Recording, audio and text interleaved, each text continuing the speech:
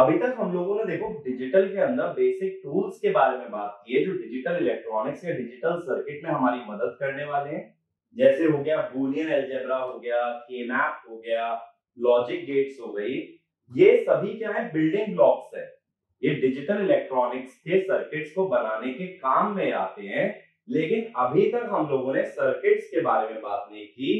अभी तक हमने कोई मीनिंगफुल सिस्टम डिजाइन नहीं किया है। ठीक है, सिर्फ हमने क्या देखा है कि सर्किट्स को बनाने के लिए क्या क्या कंपोनेंट्स का यूज होने वाला है और सर्किट के लॉजिक को मिनिमाइज कैसे किया जा सकता है। तो अब जो हम डिस्कस करेंगे आगे आने वाले कुछ वीडियोस के अंदर, तो हम लोग सिर्फ सर्किट बेस्ड बात करेंगे कि सर्किट्स किस तरह से डिजाइन होते हैं डिजिटल सर्किट्स के अंदर या डिजिटल इलेक्ट्रॉनिक्स के अंदर। तो आज हम लोग क्या स्टार्ट करने वाले हैं? आज हम लोग एक नया टॉपिक स्टार्ट करने वाले हैं, that is called as combinational circuits या कॉम्बिनेशनल सर्किट डिजाइन। अब देखो, कॉम्बिनेशनल सर्किट का मतलब क्या होता है? जब डिजिटल इलेक्ट्रॉनिक्स की बात होती है तो दो तरह के सर्किट पढ़े जाते हैं। एक कहलाते हैं कॉम्बिनेशनल सर्किट और दूसरे कहलाते हैं सीक्वेंशियल सर्किट। अब ये कॉम्बिनेशनल सर्किट क्या होते हैं? वो सर्किट जिनमें की आउटपुट डिपेंड करता है इनपुट के कॉम्बिनेशन पे। यानी इनपुट मान लो अगर 3 है तो उनके कितने कॉम्बिनेशन हो सकते हैं? 2 की पावर 3 यानी कि 8 कॉम्बिनेशन। तो इनपुट का कौन सा कॉम्बिनेशन आ रहा है ये डिटरमाइन करता है आउटपुट को। तो that is called as combinational circuit. लेकिन अब एक चीज सोच करके देखो, कोई भी सिस्टम में डिजाइन करता हूं, चाहे कंट्रोल सिस्टम के अंदर, नेटवर्क के अंदर, तो ये चीज तो ऑब्वियस सी बात है ना। अगर कोई सिस्टम है या सर्किट है, मान लो कोई सिस्टम है, इसके अंदर 3 इनपुट है, सपोज ए बी सी, और जैसे 2 आउटपुट है, तो ये चीज तो ऑब्वियस होनी चाहिए कि y0 और y1 ये दोनों ही क्या है? ये फंक्शन है 3 इनपुट का। तो इसका मतलब तो ये हुआ, अगर ये जनरल सिस्टम के लिए ट्रू है तो क्या हर सिस्टम ही मेरा कॉम्बिनेशनल सर्किट है? नहीं। तो कॉम्बिनेशनल सर्किट के अंदर खास बात ये होती है कि आउटपुट सिर्फ और सिर्फ किसका फंक्शन है? इनपुट का। वहीं जब सीक्वेंशियल सर्किट पे जाएंगे, सीक्वेंशियल किससे डिराइव्ड है? सीक्वेंस से। तो सीक्वेंस जैसे देखो एक अरिथमेटिक प्रोग्रेशन होता है, अरिथमेटिक प्रोग्रेशन जैसे होता है तो उसमें नेक्स्ट टर्म किस पे डिपेंड करती है? प्रीवियस टर्म पे। इवन ज्योमेट्रिक प्रोग्रेशन होता है, उसमें भी नेक्स्ट टर्म किस पे डिपेंड करती है? प्रीवियस टर्म पे। कहने का मतलब सीक्वेंशियल सर्किट में आउटपुट इस बात पे भी डिपेंड करता है कि पिछला आउटपुट क्या मिला था। ठीक है, तो सीक्वेंशियल सर्किट में आउटपुट सिर्फ इनपुट पे ही नहीं बल्कि अपनी पुरानी वैल्यू पे भी डिपेंड करता है, और कॉम्बिनेशनल सर्किट में सिर्फ किस पे डिपेंड करता है? इनपुट पे। तो यही मेजर डिफरेंस होता है दो तरह के सर्किट में, डिजिटल में, कॉम्बिनेशनल और सीक्वेंशियल। अब देखो, सीक्वेंशियल में अगर आउटपुट अपनी पिछली वैल्यू पे डिपेंड कर रहा है तो इसका मतलब है आउटपुट की पिछली वैल्यू को कहीं ना कहीं सेव करना जरूरी है। अगर आउटपुट की पिछली वैल्यू को कहीं सेव कर रहे हो, इसका मतलब उस सर्किट के अंदर क्या होना चाहिए? उस सर्किट के अंदर होना चाहिए मेमोरी। ठीक है, उस सर्किट में जब मेमोरी होगा तभी वो पिछली वैल्यू को स्टोर करके अगली बार उसे यूज कर सकता है। तो कॉम्बिनेशनल सर्किट्स जो होते हैं मेमोरी लेस सर्किट होते हैं, और सीक्वेंशियल सर्किट जो होते हैं वो मेमोरी वाले सर्किट होते हैं। मेजर डिफरेंस दोनों के अंदर ये है। तो इसमें लिखो, in a combinational circuit the output only depends on the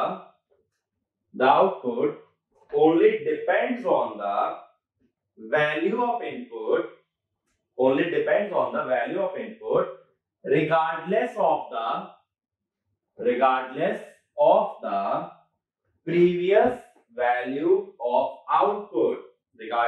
the previous value of output, next point, output only depends on present value of input, only depends on present value of input। ठीक है, अब देखो इसका क्या मतलब है कि अगर t टाइम पे आउटपुट देख रहे हो तो इनपुट भी किस टाइम पे देखोगे, t टाइम पे। तो ये सिचुएशन तो होती है आइडियल, जबकि प्रैक्टिकली हमने ये देखा था लॉजिक गेट्स में जब पढ़े थे कि सिस्टम में हमेशा क्या होता है, प्रोपगेशन डिले होता है। तो उस प्रोपगेशन डिले को इस तरह से दिखा देते हैं। तो ये वाला केस है प्रैक्टिकल। तो प्रैक्टिकली आउटपुट में कुछ ना कुछ डिले जरूर मिलेगा। क्यों डिले मिलेगा? क्योंकि जब सिग्नल जाएगा इनपुट से आउटपुट की तरफ तो बीच में वायर होंगी, लॉजिक गेट्स होंगे और हर एक एलिमेंट कुछ ना कुछ डिले ऑफर करता है। ठीक है, तो ये बात क्लियर होती है कि प्रैक्टिकली कॉम्बिनेशनल सर्किट के अंदर डिले होता है। Ideally there must be no delay between input and output. दूसरी बात, जैसा मैंने सिस्टम दिखाया इसको हम क्या बोल सकते हैं, मीमो सिस्टम। मीमो माने मल्टीपल इनपुट मल्टीपल आउटपुट। तो कॉम्बिनेशनल सर्किट के अंदर कई सारे इनपुट हो सकते हैं और कई सारे आउटपुट हो सकते हैं। तो ऐसा कभी मत सोचना कि इनपुट मल्टीपल होंगे और आउटपुट यूनिक होगा, नहीं। कॉम्बिनेशनल सर्किट में इनपुट भी मल्टीपल होते हैं और आउटपुट भी मल्टीपल। जैसे सिंपल सा एक एग्जांपल सोच करके देखो, अगर दो नंबर का सम कर रहे हो तो सम करने में एटलीस्ट दो आउटपुट मिलेंगे, एक तो सम और एक कैरी। इसका मतलब है उस एडर के कितने आउटपुट होते हैं, दो आउटपुट होते हैं, सम एंड कैरी। ठीक है, ये बात क्लियर हुई। ऐसे ही कंपैरेटर अगर बनाओ, कंपैरेटर के अंदर तीन आउटपुट होते हैं, एक तो लेस देन के लिए a लेस देन b। दो नंबर को अगर कंपेयर कर रहे हो तो एक पॉसिबिलिटी क्या है, a लेस देन b, दूसरी a इक्वल टू b, तीसरी a ग्रेटर देन b। इस तरह से किसी भी कॉम्बिनेशनल सर्किट में सिंगल आउटपुट तो हो ही सकता है, बट ये भी पॉसिबिलिटी है कि एक से ज्यादा आउटपुट उसके अंदर बनेंगे। तो जैसे जैसे हम इस टॉपिक के अंदर आगे बढ़ते जाते हैं तो ये देखोगे बहुत सारे सर्किट्स हम ऐसे देखेंगे जिसमें मल्टीपल आउटपुट प्रेजेंट होते हैं। अब देखो क्या होता है, जब कभी कॉम्बिनेशनल सर्किट डिजाइन करने की बात आती है तो कुछ पर्टिकुलर स्टेप्स होते हैं जिन्हें फॉलो करके कोई भी कॉम्बिनेशनल सर्किट बनाया जा सकता है। तो पहले उस स्टेप्स को हम लोग समझते हैं। देखो, कभी भी कॉम्बिनेशनल सर्किट अगर बनाना चाहते हो तो सबसे पहला स्टेप होता है identify number of input and output. पहले ही पता लगाओ सर्किट में कितने इनपुट टर्मिनल हैं और कितने आउटपुट टर्मिनल हैं। ठीक है, दूसरी चीज ये होती है कि सर्किट की वर्किंग हमें पता होगी कि करना क्या चाहते हो। Based on working draw truth table. Truth table में हमने क्या देखा था, क्या आता है ट्रुथ टेबल के अंदर भाई? ट्रुथ टेबल में हर इनपुट कॉम्बिनेशन के अगेंस्ट क्या लिखा जाता है, करेस्पॉन्डिंग आउटपुट लिखा जाता है। तो जब मुझे ये पता है कि सर्किट काम क्या करने वाला है तो मैं ये बता सकता हूं हर इनपुट कॉम्बिनेशन का आउटपुट क्या हो सकता है, उसको किस में लिख दो, ट्रुथ टेबल में। अब ट्रुथ टेबल आने के बाद क्या कर सकते हो, ड्रॉ के मैप एंड मिनिमाइज लॉजिक। ठीक है, के मैप ड्रॉ करके लॉजिक को पहले मिनिमाइज कर लो। अब लॉजिक मिनिमाइज होने के बाद design circuit using logic gates. एक बार लॉजिक एक्सप्रेशन आ जाता है तो उस सर्किट को लॉजिक गेट्स की मदद से बना सकते हो। ठीक है, हमारे जो बेसिक बिल्डिंग ब्लॉक हैं वो कौन है डिजिटल इलेक्ट्रॉनिक्स के अंदर, लॉजिक गेट्स है। ठीक है, लॉजिक गेट्स खुद कैसे बने हैं अभी हम लोगों ने ये डिस्कशन नहीं किया है। तो हमारे लिए मिनिमल यूनिट कौन सी है, लॉजिक गेट है। जबकि जब हम आगे जाते हैं लॉजिक फैमिलीज की बात करते हैं तो लॉजिक फैमिलीज के अंदर ये भी देखा जाता है लॉजिक गेट्स बनते कैसे। तो उसके अंदर बात ही ये करते हैं कि लॉजिक गेट को ट्रांजिस्टर से कैसे डिजाइन करते हैं। तो कहने का मतलब ये हुआ, अभी तक मेरे लिए मिनिमम यूनिट क्या है, कंस्ट्रक्शन की लॉजिक गेट, लेकिन आगे जाते हुए इस मिनिमम यूनिट को भी मैं तोड़ दूंगा, किसमें तोड़ दूंगा, ट्रांजिस्टर्स के अंदर। ठीक है, अब देखो एक तो एग्जांपल लेते हैं डिजाइन के, फिर हम लोग फुल फ्लैजेडली कॉम्बिनेशनल सर्किट स्टार्ट करेंगे। तो पहला एग्जांपल लिखना, majority detector, majority detector, bracket में लिख लो 3 इनपुट, ब्रैकेट में लिखना 3 input,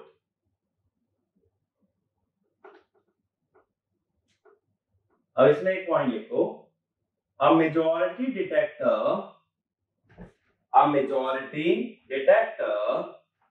gives an output 1, a majority detector gives an output 1 when majority of the inputs are 1, when majority of the inputs are 1। Majority का क्या मतलब होगा भाई, 3 में से मेजॉरिटी हासिल करने के लिए कितने इनपुट 1 होना जरूरी है, 2 इनपुट। तो देखो जैसे एक 3 बिट का मेजॉरिटी डिटेक्टर है, 3 बिट कह दो या 3 इनपुट कह दो, 3 बिट मेजॉरिटी डिटेक्टर, इसके अंदर जैसे मान लो 3 इनपुट ले रहा हूं, क्योंकि मेरा पहला स्टेप क्या था, इनपुट और आउटपुट को आइडेंटिफाई करना है ना, और यहां आउटपुट आएगा 1 बाय। अब मैंने बोला आउटपुट 1 कब होगा, जब ज्यादातर इनपुट्स क्या हो जाए 1।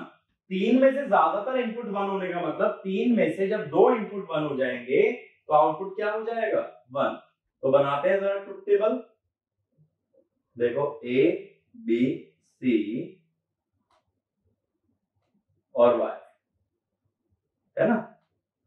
अब यहां कितने कॉम्बिनेशन आ सकते हैं, 8 आ सकते हैं 3 इनपुट में। तो पहले इनपुट ड्रॉ कर लो, 0 1 1 1 0 0 1 0 1 1 1 0 और 1 1 1। अब मैंने बोला, देखो स्टेप 2 था ना ट्रुथ टेबल बनाने वाला, अब मैंने बोला जब ज्यादातर इनपुट 1 हो जाएंगे तो आउटपुट क्या हो जाएगा 1। पहला केस, तीनों इनपुट क्या है 0, तो 1 कितने हैं 0, तो मेजॉरिटी तो नहीं है। दूसरे में कितने 1 है 1, अभी भी माइनॉरिटी है। फिर एक 1 है, फिर भी माइनॉरिटी, अब 2 1 हो गए, तो 1 जो है 0 से ज्यादा हो गए, मेजॉरिटी हो गया। 1 1 है, 0 2 है, मेजॉरिटी है माइनॉरिटी, माइनॉरिटी। 2 1 और 1 0 है, क्या है मेजॉरिटी।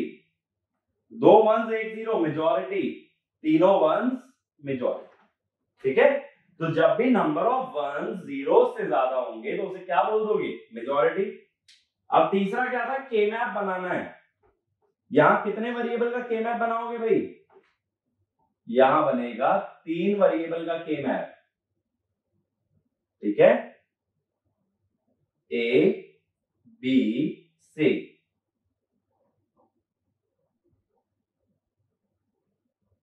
ठीक है, 0 1 0 0 0 1 1 1 1 0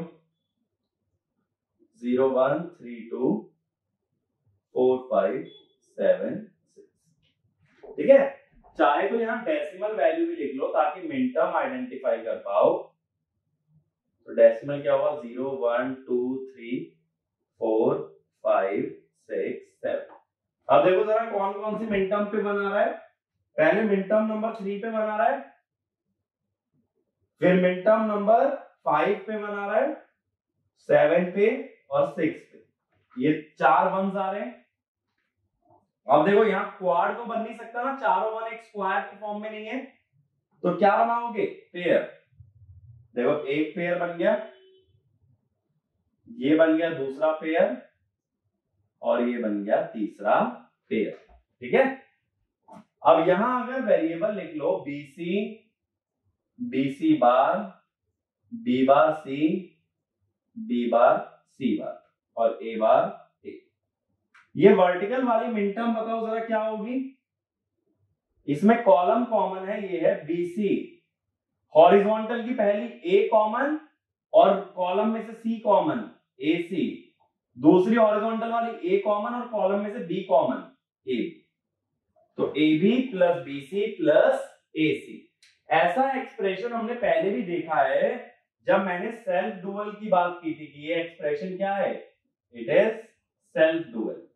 तो आगे भी कभी ऐसा एक्सप्रेशन दिख जाए तो देखते ही समझ जाना इट इज मेजॉरिटी डिटेक्टर। तो ये क्या बताता है, आउटपुट 1 कब होगा, जब 3 में से 2 इनपुट एटलीस्ट क्या हो जाए 1। तो आउटपुट क्या हो जाएगा 1।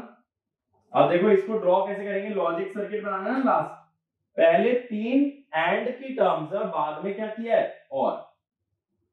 तो देखो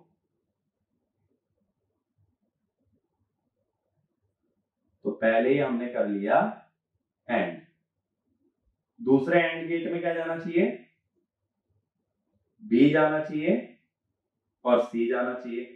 ये दूसरे एंड का आउटपुट आ गया। तीसरे एंड के अंदर क्या जाना चाहिए, सी जाना चाहिए और ऊपर से ए जाना चाहिए। ये तीसरे एंड का आउटपुट आ गया और इन तीनों आउटपुट का हम क्या कर लेंगे, इन तीनों आउटपुट को हम कर देंगे और। ठीक है, तो ये बन गया बार। ये क्लियर है। तो इस तरह से पूरा कॉम्बिनेशनल सर्किट डिजाइन होता है कि पहले हमने ये देखा कितने इनपुट और कितने आउटपुट हैं, उसके बाद ट्रुथ टेबल, फिर के मैप और फिर लॉजिक सर्किट। ठीक है, तो ये जनरल तरीका है कोई भी कॉम्बिनेशनल सर्किट डिजाइन करने का। ठीक है, ऐसे एक और एग्जांपल लेते हैं। तो अगला लिखना माइनॉरिटी डिटेक्टर। माइनॉरिटी डिटेक्टर, तो इसमें लिखो a minority detector gives an output 1 if number of zeros at the input are more than the number of ones. Number of zeros at the input are more than the number of ones. ठीक है, तो अब देखो हम लोग minority detector बना रहे हैं जिसका मतलब वंस माइनॉरिटी में होने चाहिए या जीरोस मेजॉरिटी में। तो कितने बिट का बनाने वाला हूं मैं, 3 बिट के माइनॉरिटी डिटेक्टर की बात करने वाला हूं। अब देखो पहले तीनों जीरोस हैं, तो तीनों जब जीरो हैं तो जीरोस किस में हो गए, मेजॉरिटी में, और वंस किस में हो गए, माइनॉरिटी। तो आउटपुट हाई आ गया, सही है। एक 1 है 2 0, तो 1 क्या है, minority. 1 1 2 0 minority, 2 1 1 0 majority. 1 1 2 0 minority, 2 1 majority, 2 1 majority, 3 1 majority. अब देखो कौन कौन सी मिनटर्म आ गई यहाँ पे, 0 1 2 और 4। और यहाँ पे ये वाले टर्म्स ना लिख के अब हम कौन सी टर्म्स का यूज करने वाले हैं, 0 1 2 और 4।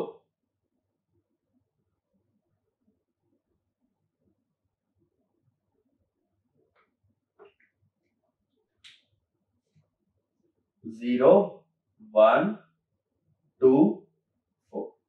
अब देखो फिर से कोई क्वाड तो नहीं बन रहा है, 4 1 एक साथ नहीं है, तो क्या बनाए, पेयर। देखो पहला पेयर ये बन गया, दूसरा ये बन गया। अब ये तीसरा वन अकेला नहीं है, अगर ध्यान से देखो तो इस तरह की पेयरिंग बन सकती है। अब जरा वर्टिकल वाले का एक्सप्रेशन बताओ, वर्टिकल में क्या कॉमन है, कॉलम। कॉलम का एक्सप्रेशन क्या है, बी बार सी बार। दूसरा हॉरिजॉन्टल देखो, ए बार है कॉमन रोज में, कॉलम में क्या कॉमन है, बी बार, तो ए बार बी बार। तीसरा देखो ये जो रोल ऑफ से बना है, रो में कॉमन है ए बार, पहले और चौथे कॉलम में कॉमन क्या है, सी बार, यानी ए बार सी बार। कहने का मतलब ये हुआ जो पिछला एक्सप्रेशन था उसमें हर एक में क्या लग गया, हमारे पास बार लग गया। अब क्या करना पड़ेगा, देखो एक एक इन्वर्टर एक्स्ट्रा यूज होगा। जब हमने हर वेरिएबल को कॉम्प्लीमेंट किया है तो एक एक इन्वर्टर क्या हो जाएगा, एक्स्ट्रा हो जाएगा, और तब हमारा ये लॉजिक सर्किट आउटपुट में आ जाएगा। ठीक है, तो मेजॉरिटी डिटेक्टर क्या है ना, कई बार डायरेक्टली पूछ लेता है कि which of the following expression represents a majority detector, तो सिंपल याद भी रख सकते हो AB plus BC plus CA, वरना इनपुट डाल के भी चेक कर सकते हो। मेजॉरिटी डिटेक्टर क्या होता है, जब नंबर ऑफ 1 0 से ज्यादा होते हैं तो उसे बोलते हैं मेजॉरिटी डिटेक्टर। ये क्लियर हुआ, पूरा फ्लो समझ आता है कॉम्बिनेशनल सर्किट का कैसे बनेगा। पहले इनपुट आउटपुट की बात करेंगे, फिर ट्रुथ टेबल, फिर के मैप और फिर लॉजिक सर्किट। इसी तरह से हर कॉम्बिनेशनल सर्किट डिजाइन होता है, नो मैटर कि वो कितना भी कॉम्प्लिकेटेड हो। इसीलिए देखो ये बोला जाता है हमेशा कि डिजिटल डिजाइनिंग जो है ना एनालॉग से काफी आसान है, क्योंकि एनालॉग में कभी भी ऐसे स्टेप्स डिफाइन नहीं होते कि स्टेप 1 स्टेप 2 स्टेप 3 करो और आंसर आ जाएगा, ऐसा नहीं होता। वहां पे हर सर्किट को अलग से डिजाइन करना पड़ता है, इसीलिए एनालॉग डिजाइनिंग जो है वो डिजिटल डिजाइन से काफी ज्यादा डिफिकल्ट है। डिजिटल डिजाइनिंग में अगर इंटरेस्ट आ जाए ना तो तुम कितने से कितना बड़ा प्रॉब्लम भी टैकल कर सकते हो, बस इंटरेस्ट आने की बात है। और डिजिटल में इंटरेस्ट इसलिए भी आ जाता है क्योंकि ज्यादा कॉम्प्लिकेशन है नहीं, सारा जो गेम है वो किसका है, जीरोस और वंस का ही है, बाइनरी में तो चल रहा है सब कुछ, यानी हर जगह दो ही पॉसिबिलिटी बनती है, सिर्फ 0 और 1। ठीक है, तो डिजिटल में अगर स्टेप बाय स्टेप फॉलो करते हो ना तो तुम कितने भी बड़े सर्किट को टैकल कर सकते हो, और जब बड़ा सा सर्किट खुद से डिजाइन कर लोगे तो अंदर से भी एक कॉन्फिडेंस आता है कि हाँ मैंने एक मीनिंगफुल सिस्टम बनाया है। अब देखो अगला हम लोग जो बात करेंगे, अब आगे हम लोग बात करेंगे अरिथमेटिक सर्किट्स की। अरिथमेटिक ऑपरेशन कैसे होते हैं, जैसे एडिशन, सब्ट्रैक्शन, मल्टीप्लिकेशन, डिवीजन। तो अरिथमेटिक ऑपरेशन या अरिथमेटिक सर्किट की बात करेंगे, तो इसके अंदर मेनली हम तीन चीजों पर फोकस करेंगे, एडर, सब्ट्रैक्टर और मल्टीप्लायर। ठीक है, इसमें भी ज्यादा इंपॉर्टेंट हमारे लिए क्या है, एडर और सब्ट्रैक्टर। तो अगर प्रायोरिटी वाइज अरेंज करोगे तो adder is most important arithmetic circuit, then subtractor and then multiplier. इसलिए अगर एडर को अच्छे से समझ लोगे तो बहुत ही जरूरी चीज है, क्योंकि उस पे क्वेश्चन में थोड़ा सा टिपिकल भी बना सकता हूं और काफी कॉमन सर्किट है। अब एक चीज सोच करके देखो, जो अपनी डे टू डे लाइफ है, कैलकुलेटर यूज करते हो, इंजीनियर हो, बिल्कुल यूज करना पड़ेगा, तो उसमें एडिशन सब्ट्रैक्शन तो चलता ही है। तो इसका मतलब है अब जो मैं सर्किट बनाने वाला हूं उनका कुछ ना कुछ फिजिकल सिग्निफिकेंस भी है, उसमें सिर्फ ये नहीं कह सकते कि ये सर्किट बनाने के लिए बना दिया गया है, एंड और इन सबका क्या पर्पस है। अब तुम ये देखोगे कि जो हमने बेसिक बिल्डिंग ब्लॉक देखे हैं वो एक मीनिंगफुल शेप लेंगे, वो सब जुड़ करके एक ऐसा सर्किट बनाएंगे जिससे कि कुछ काम किया जा सकता है। तो सबसे पहले कहां से शुरू कर रहे हैं, एडर से। ठीक है, एडर में भी हम लोग सबसे पहला ले रहे हैं केस हाफ एडर। तो हम लोग एडर और सब्ट्रैक्टर साथ साथ लेके चलेंगे, इसीलिए पहले हाफ एडर लेंगे तो फिर उसके बाद हाफ सब्ट्रैक्टर की बात करेंगे। अब देखो ये हाफ एडर क्या होता है, हाफ एडर एक ऐसी डिवाइस है जो दो बिट को ऐड करने के काम में आती है। ठीक है, बिट माने बाइनरी डिजिट, तो जो दो बिट को ऐड करने में डिवाइस काम आए उसे बोलते हैं हाफ एडर। लेकिन अब क्वेश्चन ये आता है भाई इसको हाफ क्यों बोला। ठीक है, देखो उसका रीजन ये होता है, मान लो मेरे पास दो बाइनरी नंबर है, या पहले चलो एक काम करता हूं, हाफ का मतलब अभी थोड़ा सा वेट करो फिर समझाता हूं कि हाफ क्यों बोलते हैं इसे। पहले इसका ब्लॉक डायग्राम देख लो, हाफ एडर। हाफ एडर के अंदर दो इनपुट होंगे, सपोज ए और बी, और जब दो नंबर्स को ऐड करते हो तो दो चीजें जनरेट होती हैं, एक तो होती है सम और एक कैरी। ठीक है, तो दो इनपुट है और दो ही आउटपुट है। एडिशन में हमेशा दो नंबर्स का सम भी आता है प्लस कैरी भी आती है। अब देखो एडिशन की कितनी पॉसिबिलिटी बनती है, ए और बी के कितने कॉम्बिनेशन हो सकते हैं, 4। तो जब ट्रुथ टेबल की बात करोगे देखो ए बी एस और सी, कितने कॉम्बिनेशन हो सकते हैं इनपुट के? 0 0 0 1 1 0 और 1 1, 4 इनपुट पॉसिबल है। अब जरा एडिशन समझो, 0 प्लस 0 क्या होता है? 0 होता है, तो ना तो सम आया ना ही तो आई कैरी। 0 प्लस 1 क्या होता है? 1 होता है, तो सम तो आ गया 1, कैरी बन गई 0। 1 प्लस 0 क्या होता है? 1, तो सम आ गया 1, कैरी बन गई 0। 1 प्लस 1 2। अब देखो 2 को बाइनरी में नहीं लिख सकते, 2 को डायरेक्टली बाइनरी में नहीं लिखा जा सकता, क्योंकि बाइनरी में सिर्फ क्या अलाउड है? 0 और 1। तो 2 को हम लोग बाइनरी में ऐसे लिख देते हैं, 1 प्लस 1 हुआ 2, इसको लिख दिया 1 0। इसका मतलब है ये जो बिट आ गई ये तो हो गया सम और ये हो गई कैरी। तो यहाँ पे क्या हो जाएगा? सम हो गया 0 और कैरी हो गई 1। क्योंकि जो आगे वाला नंबर होता है वो हमेशा क्या हो जाता है? कैरी हो जाता है ना। ये जो पहली बिट है ये क्या कहलाएगी? कैरी, और अगली बिट क्या कहलाएगी? सम। नहीं तो देखो ऐसे सोचो, 9 प्लस 8 क्या लिखते हो? 17, तो 17 का 7 यहां लिखते हो और 1 कैरी जाता है। ऐसे मैंने बोला 1 प्लस 1 क्या है? 2, 2 को लिखा 1 0, तो जो आगे वाली डिजिट है वो क्या कहलाएगी? कैरी, और पीछे वाली क्या कहलाएगी? सम। ठीक है, फिर क्या करते हो? 2 प्लस 3 प्लस 1 हो गया 6। इस तरह से एडिशन होता है ना। तो सेम एडिशन में किसमें कर रहा हूं? बाइनरी में। अब आते हैं वापस हमारे क्वेश्चन पे कि हमने इसे हाफ एडर क्यों बोला, इसमें हाफ वाली बात क्या थी।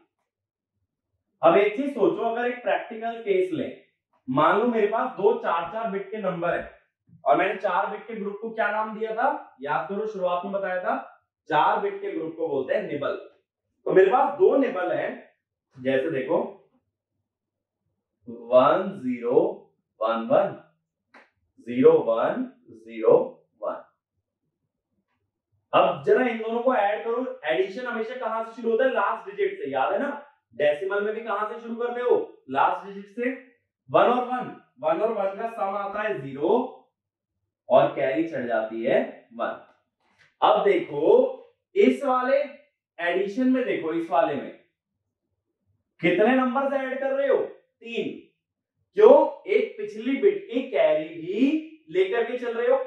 अब बताओ 1 प्लस 1 प्लस 0 2 ही आएगा ना, तो सम 0 कैरी 1। 1 प्लस 1 प्लस 0 सम 0 कैरी 1। 1 प्लस 1 प्लस 0 सम 0 कैरी 1। अब इसके अंदर एक चीज सोच के देखो, जब मैंने लास्ट बिट का एलएसबी के बाद के जो एडिशन किए हैं उसमें मैंने दोनों ही 3 डिजिट को ऐड किया है। कैसे? दो तो नंबर्स और एक पिछली बिट की कैरी। लेकिन हाफ एडर में दो ही इनपुट है, तीसरा इनपुट तो नहीं ले सकता ना। तो यानी जो सेकंड वाला एडिशन हुआ ये हाफ एडर से नहीं हो सकता, क्योंकि इसमें कितने डिजिट्स को ऐड कर रहे हो? इसमें 3 डिजिट को ऐड कर रहे हो, तो यहाँ हाफ एडर काम नहीं आ सकता। तो हाफ एडर को हाफ इसीलिए बोला जाता है क्योंकि पिछली बिट से जनरेट होने वाली कैरी को वो एक इनपुट की तरह नहीं लेता है, वो सिर्फ दो ही बिट्स का सम करता है। तो जब हम आगे जाएंगे और हम चाहते हैं कि पिछली बिट की कैरी को भी कंसीडर किया जाए, तो उसके लिए सर्किट बनता है फुल एडर। और फुल एडर में कितने इनपुट होंगे? फिर सोच के देखो, 3 इनपुट, दो तो जो नंबर ऐड करने हैं और तीसरा इनपुट क्या होगा? पिछली बिट से आने वाली कैरी। तो हाफ एडर इन दोनों को तो ऐड कर सकता है, लेकिन आगे के एडिशन सिर्फ किससे हो सकते हैं? फुल एडर से। ये बात क्लियर हुई? इसीलिए इसको हाफ एडर बोलते हैं। चलो अपना कॉम्बिनेशनल सर्किट के प्रोसेस पे वापस चलते हैं। नाम क्लियर है ना, हाफ एडर क्यों बोलते हैं? क्योंकि तीसरी bit as a input use नहीं हुई है। अब अगर आगे चलते हैं, अगला ऑब्जेक्टिव क्या था कि लॉजिक को मिनिमाइज करना है। 2 बिट है, 2 वेरिएबल में के मैप बना करके टाइम वेस्ट करने की जरूरत नहीं है। मैं ये पूछता हूं, यहां से एक्सप्रेशन पहचानो। सम देखो, सम क्या है? 0 0 पे 0, 0 1 पे 1, 1 0 पे 1 और 1 1 पे 0। यानी जब दोनों नंबर अनइक्वल है तो सम आ रहा है 1, और जब दोनों नंबर इक्वल है तो सम आ रहा है 0। ये किसका डिस्क्रिप्शन था? ये डिस्क्रिप्शन था जोर गेट का, क्योंकि जोर गेट क्या था? Inequality detector. तो मैं डायरेक्टली लिखता हूं, ये जो सम है ये बनेगा A XOR B। अब समझ आया? देखो XOR ऑपरेशन कितना इंपॉर्टेंट हो गया। मैंने उसका एक रेलेवेंस लॉजिक गेट में बताया था, स्टेयरकेस स्विच होता है। दूसरा रेलेवेंस यहां से देखो कि एक्चुअल एडिशन और गेट नहीं करता, कौन करता है? XOR gate. जबकि हम क्या सोचते हैं कि A प्लस B का मतलब है A और B का एडिशन, जबकि वो है A और B का और एडिशन एक्चुअल में किससे होता है? XOR से। अब जरा कैरी देखो, दूसरा आउटपुट, ठीक है। अच्छा एक चीज याद रखना, जब तक हमने K-मैप की बात की थी एक ही आउटपुट लेके चल रहे थे, अब दो आउटपुट है तो दोनों आउटपुट का एक्सप्रेशन अलग अलग लिखा जाएगा, इन दोनों में रिलेशन नहीं लिया जाता है, यानी सम को अलग ट्रीट करो और कैरी को अलग। देखो 0 0 पे 0, 0 1 पे भी 0, 1 0 पे भी 0 और 1 1 पे 1। तो जब दोनों 1 है तभी कैरी क्या आ रही है? 1। किसका डिस्क्रिप्शन है? एंड गेट का। तो सी क्या हो गया? ए। एक्सप्रेशन आ गया हमारे पास। अब जरा बना दो इसका सर्किट। क्या करोगे? ए लिया, बी लिया, दोनों किसमें पास कर दिया? एक्सओर गेट के अंदर। क्या मिल गया? सम मिल गया। ऐसे ही दोनों नीचे ले आओ।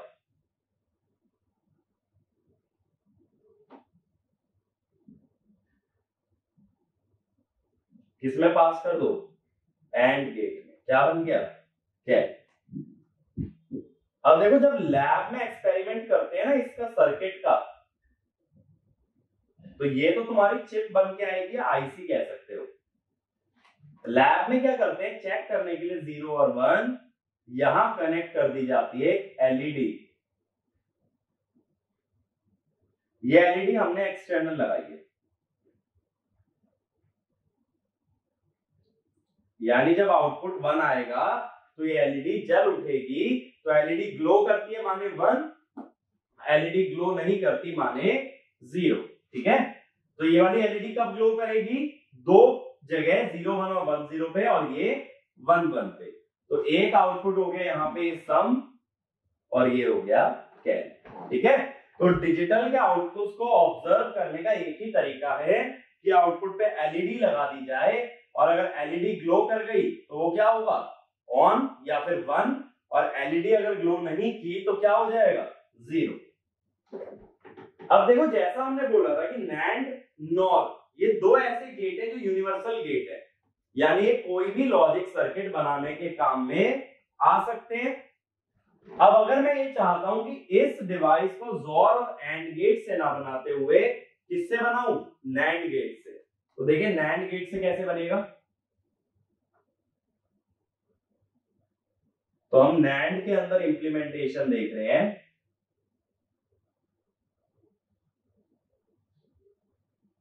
अब ये चीज समझना जरा कि नैंड में कैसे इंप्लीमेंट करते हैं। याद करो जब यूनिवर्सल गेट पढ़े थे तो हमने पढ़ा था कि जोर गेट बनाने में कितने नैंड गेट लगते हैं? 4 नैंड गेट का यूज होता है। तो पहले जोर गेट ही बना लो। एक काम करते हैं, जोर गेट में हम लोग क्या करते थे, सबसे पहले हम करते थे ए और बी का नैंड। देखो जोर गेट कैसे बनता था, ए और बी का नैंड कर लिया जाता था। तो यहां क्या मिल जाता था? ए बी का बार।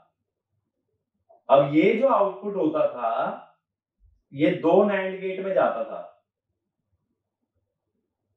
ऊपर वाले नैंड गेट में दो इनपुट होते थे, पहले गेट का आउटपुट और ए, और ऐसे ही नीचे वाले नैंड गेट में दो इनपुट होते थे, ऊपर वाले का आउटपुट और नीचे से बी। इधर आ गया। अब यहां क्या मिल जाता है? A dot A B bar whole bar, ऐसे इधर B dot A B bar whole bar, क्योंकि नैंड क्या करता है? दो इनपुट का एंड लेके बार लगा देता है। अब इसके बाद इन दोनों आउटपुट्स को भी क्या कर लेते थे? एक नैंड गेट में पास कर देते। तो ये हो जाता था ए जोर बी। ये तो जोर बन गया, यानी ये क्या आ गया? सम। तो सम बनाने में तो 4 नैंड गेट लगे, लेकिन कैरी में क्या चाहिए? कैरी में चाहिए ए बी। अब देखो ये वाला आउटपुट, ये क्या है, ए बी बार है। अगर मुझे ए बी बनाना है तो देखो क्या करता हूं, इस आउटपुट को नीचे निकाल लो और इसको इन्वर्ट कर दो। अगर ए बी बार को इन्वर्टर से पास करोगे तो क्या मिल जाएगा, ए बी, और ये क्या हो गया, कैरी। तो देखो कितने नैंड गेट का यूज हुआ, टोटल 5 का। 4 नैंड गेट तो जोर गेट बनाने में लग गए और कैरी जनरेट करने के लिए एक नैंड गेट की हमें जरूरत पड़ी। तो इंटरनली चाहते तो हम सारे गेट किससे रिप्लेस कर सकते थे, नैंड गेट से। तो इसके अंदर ये ध्यान रखना, क्वेश्चन ऐसा पूछा जाता है, number of NAND gate required कितने होंगे, it will be equal to 5। ठीक है। अब ऐसे ही क्वेश्चन ये भी तो हो सकता है कि नॉर गेट से बनाओ। भाई नॉर गेट भी तो हमारा यूनिवर्सल गेट है, ऐसा जरूरी तो नहीं है कि मैं नैंड गेट से ही बनाऊं। तो अब अगली इंप्लीमेंटेशन की बात करते हैं। अगर यही सर्किट मुझे नॉर गेट से डिजाइन करना होता,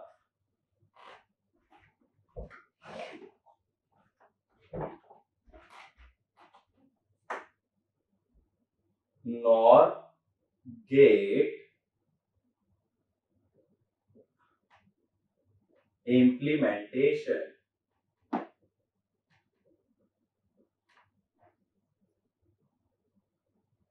अब देखो नॉर से कैसे बनाओगे। पहले एक छोटा सा सर्किट समझना। अगर मैं ए और बी का नॉर ले लूं तो यहां क्या मिल जाएगा, ए प्लस बी का बार। और ऐसे अगर ए बी का एंड ले लूं, अभी ये मत सोचना कि मैं नॉर से ही बनाना था, अभी आऊंगा नॉर पे, सिर्फ एक सर्किट एक्सप्लेन कर रहा हूं। यहां क्या मिल गया, ए बी, और इन दोनों पे भी अगर नॉर लगा दिया जाए तो मैं पूछता हूं लॉजिक एक्सप्रेशन क्या आएगा। यहां क्या होगा, A B plus A bar B का होल बार। अब ये जो होता है डी मॉर्गन लॉ अगर लगाते हो तो ए बार प्लस बी का, ए प्लस बी का बार अगर तोड़ोगे तो क्या बनेगा। अब ये अंदर वाला एक्सप्रेशन मुझे पता है ए एक्स नॉर बी का है, तो ए एक्स नॉर बी का बार क्या हो गया, ए एक्स और बी। यानी अगर जोर गेट बनाना है तो 2 नॉर गेट और एक एंड गेट लगेगा। एंड गेट का फायदा क्या, यहाँ पे क्या मिल गया, कैरी। तो अब मुझे क्या करना है, नॉर गेट में ये तो डायरेक्टली है, इस एंड गेट को किस में लाना पड़ेगा, नॉर गेट के अंदर मुझे लाना पड़ेगा। ये बात क्लियर होती है। तो मुझे क्या करना है, नीचे वाले एंड गेट को कैसे भी नॉर गेट में लाना है। अब ये काम कैसे हो पाएगा, ये चीज समझना। एंड गेट से क्या बनाना है, ए बी।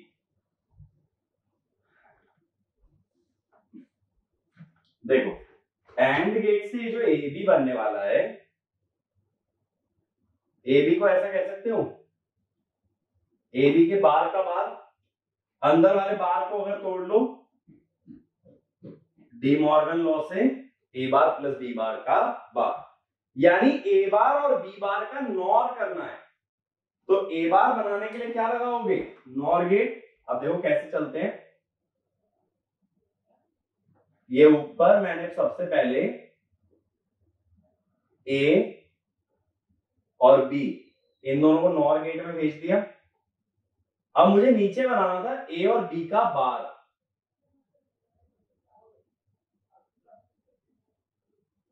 तो ये मुझे मिल गया यहां पे ए बार,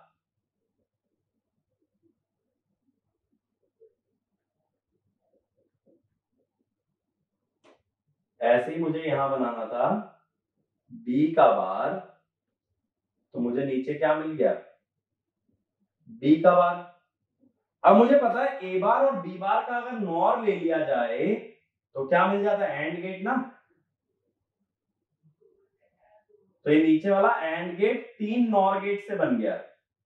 अब मुझे पता था एंड गेट और नॉर गेट के आउटपुट को अगर एक और नॉर गेट में पास करा दे तो क्या बन जाता है, एक्सॉर बन जाता है। तो ये क्या आ गया, सम, और ये डायरेक्टली क्या आ गई, कैरी। तो इस बार कितने नॉर गेट लगे भाई, 3 नीचे 2 ऊपर, तो 5 नॉर गेट्स रिक्वायर्ड। कहने का मतलब 5 ही नैंड गेट की जरूरत पड़ती है अगर डिजाइन करना है, और 5 ही नॉर गेट की जरूरत पड़ती है। तो ये नंबर ऑफ गेट याद रखना, कभी भी ये सर्किट पूरा बनवाया जाए डायरेक्टली किसी एग्जाम में ऐसा नहीं होता है, ठीक है।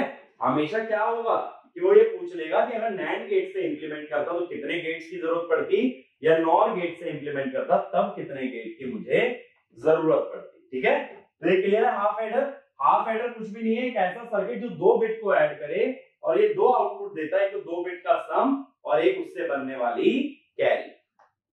आगे चलते हैं, अगले सर्किट की बात करते हैं। अरिथमेटिक सर्किट्स के अंदर अगला सर्किट है अपना हाफ सब्ट्रैक्टर, ठीक है। तो नेक्स्ट हेडिंग डालना हाफ सब्ट्रैक्टर।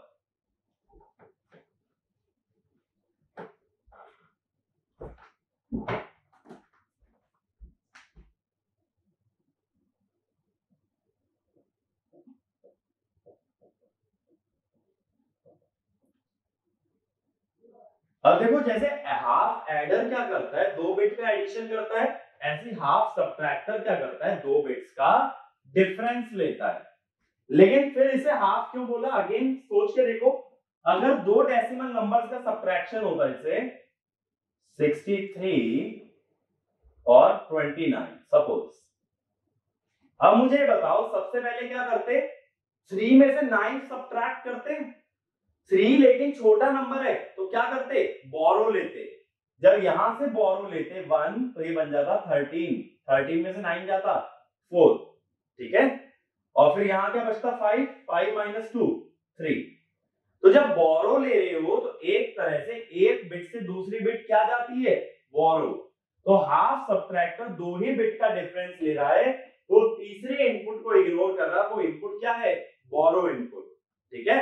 तो जैसे मैंने बोला था हाफ एडर पिछली बिट से आने वाली कैरी को इग्नोर कर रहा है, ऐसे ही हाफ सब्ट्रैक्टर पिछली बिट से आने वाली अगली बिट से आने वाली बोरो को इग्नोर करता है। इसीलिए पूरा सब्ट्रैक्शन कभी नहीं कर सकता, सिर्फ और सिर्फ आधे सब्ट्रैक्शन के काम में आ सकता है।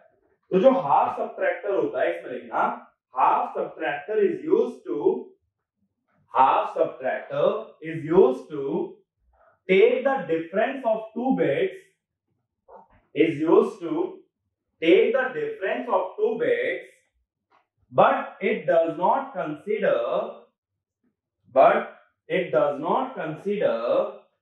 the borrow from the previous bit.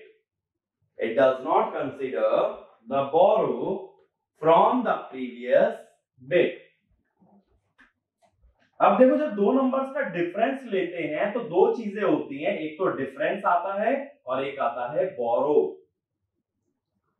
तो मेरे पास 2 इनपुट है, 2 बिट नंबर्स को सब्ट्रैक्ट कर रहा हूं, ऐसे ही 2 आउटपुट होंगे, एक तो डिफरेंस और एक बोरो आउटपुट।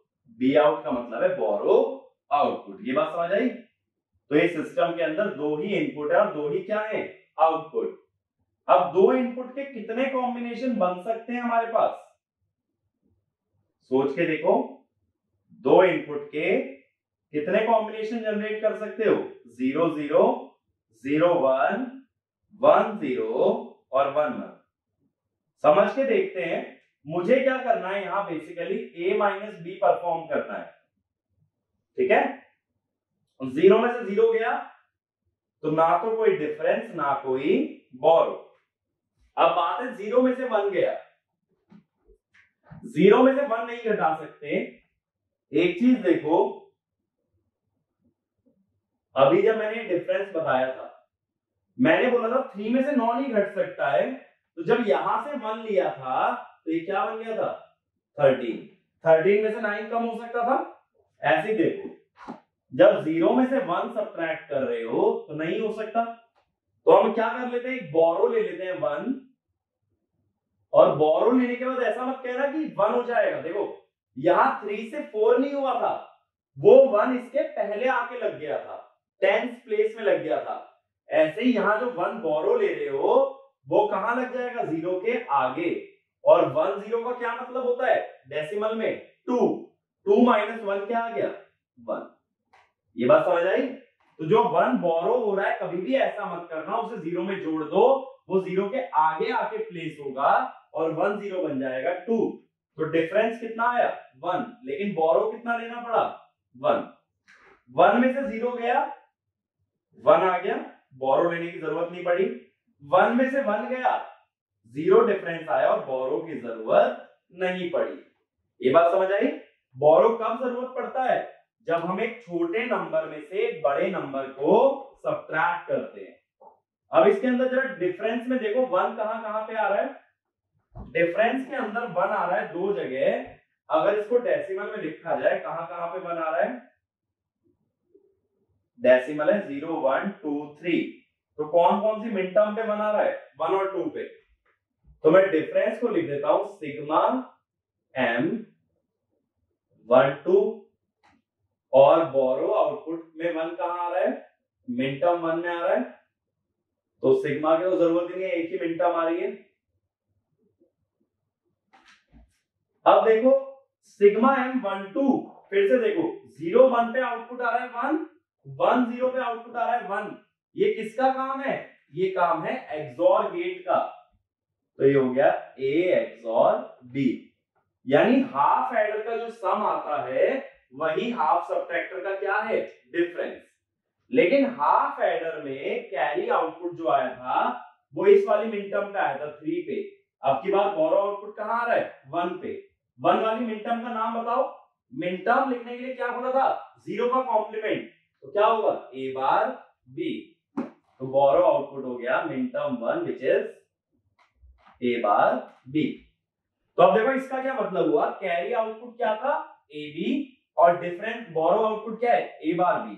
तो बार किसका लेना है, बार लिया जाता है मिन्यूएंड का। मैंने कहा था जब दो नंबर को सब्ट्रैक्ट करते हो तो पहले नंबर को क्या बोलते हो मिन्यूएंड और दूसरे को क्या बोलते हो सबट्रेहेंड। तो जिस नंबर में से सब्ट्रैक्ट कर रहे हो उसका क्या लोगे, बार। तो जिसमें से सब्ट्रैक्ट करते हो उसे नाम क्या दिया जाता है, मिन्यूएंड। तो इसका मतलब कैरी से बोरो आने के लिए एक नंबर का कॉम्प्लीमेंट लेना है, कौन से नंबर का, जिसमें से दूसरा नंबर सब्ट्रैक्ट किया जा रहा है। ठीक है, अब इसका लॉजिक सर्किट बना लेते हैं। अगर सिंपल टर्म्स में बनाएं जहां हमें सारे लॉजिक गेट्स अलाउड होते हैं, तो जोर गेट लगा करके क्या मिल जाएगा, जोर गेट लगा करके यहां मिल गया डिफरेंस। और बोरो बनाने के लिए क्या करना पड़ेगा, A का बार लेना पड़ेगा और B एज इट इज आ जाएगा। तो ये बोरो आउटपुट हो जाएगा which is A bar B। तो ये जो है इस तरह से मेरे पास एक IC आ जाएगी, जो IC किसकी होगी, IC माने इंटीग्रेटेड सर्किट, किसकी होगी, हाफ सबट्रैक्टर की। अगेन आउटपुट ऑब्जर्व करने के लिए क्या करना पड़ेगा, एक LED लगानी पड़ेगी कि अगर आउटपुट 1 आया तो LED ग्लो हो जाएगी और आउटपुट अगर 0 आया तो LED ग्लो नहीं करेगी। ठीक है, तो इस तरह से हम लोग क्या बना सकते हैं, हाफ सबट्रैक्टर। ये बात क्लियर है।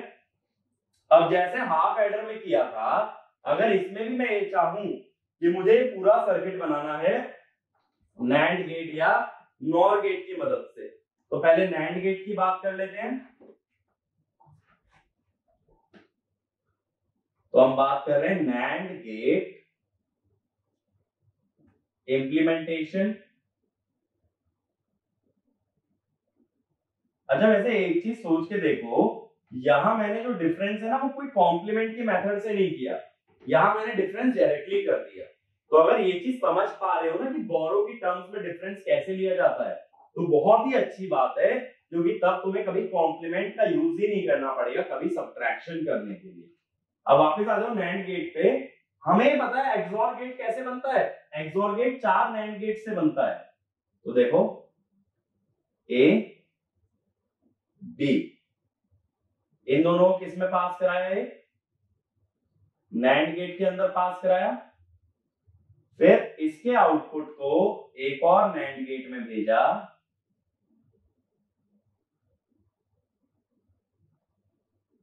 ठीक है, और आउटपुट को एक और नैंड गेट में भेजा, और फिर ये दोनों आउटपुट को किस में भेजा, एक और नैंड गेट के अंदर भेजा। फाइनली क्या जनरेट हो गया, यहां जनरेट हो गया अपना ए XOR बी, जो कि था डिफरेंस। अब बात है ए बार बी कहां से बनाऊं, देखो ये सिग्नल क्या था, ए बी का बार, ये था ए डॉट ए बी का बार होल बार, और ये था बी डॉट ए बी का बार होल बार।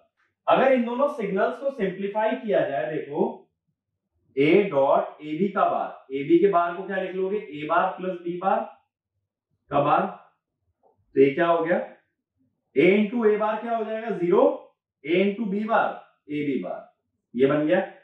ऐसे ही देखो बी डॉट ए बी का बार, डी मॉर्गन लॉ से ए बी के बार को कैसे तोड़ोगे, A bar plus B bar, B dot A bar B A bar, B dot B bar 0, ठीक है। अब एक चीज देखो, ये वाला जो नीचे वाला सिग्नल है ये क्या है, ए बार बी का बार, मुझे चाहिए क्या, ए बार बी, यानी जो नीचे वाला सिग्नल है इसको हम लोग किस में पास करा दें, एक इन्वर्टर में। इन्वर्टर कैसे बनता है, जब दोनों इनपुट नैंड गेट के सेम होते हैं तो क्या बनता है, इन्वर्टर। क्या मिल जाएगा यहां से, बॉल। तो कितने नैंड गेट लगे, 5 नैंड गेट की जरूरत पड़ी, 5 नैंड गेट रिक्वायर्ड, ठीक है। तो 5 नैंड गेट से हमने क्या बना लिया, यहां पे हमने बना लिया हाफ सबट्रैक्टर। ऐसी नॉर गेट पे आ जाओ, ये नॉर गेट कितने लगेंगे,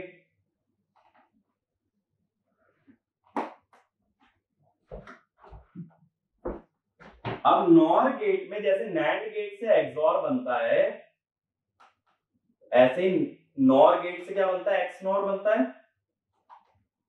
तो नॉर गेट से एक्स नॉर तो बना ही सकते हो, और एक्स नॉर से एक्सॉर कैसे आओगे, एक कॉम्प्लीमेंट लेके। तो देखो सेम तरह का सर्किट बनाता हूं, बट वहां समझने वाली बात ये होगी, जैसे नैंड गेट लगाने से एक्सॉर बन गया था, सेम सर्किट अगर नॉर में यूज करते हो तो क्या मिलेगा, एक्स नॉर मिलेगा।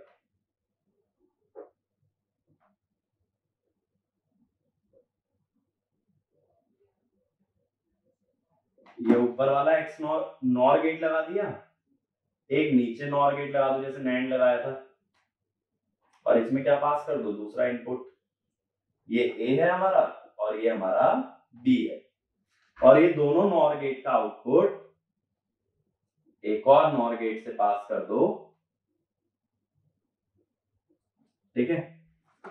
अब सिग्नल्स की बात करते हैं, देखो यहां मिलेगा ए प्लस बी का बार, और यहां क्या होगा, ए प्लस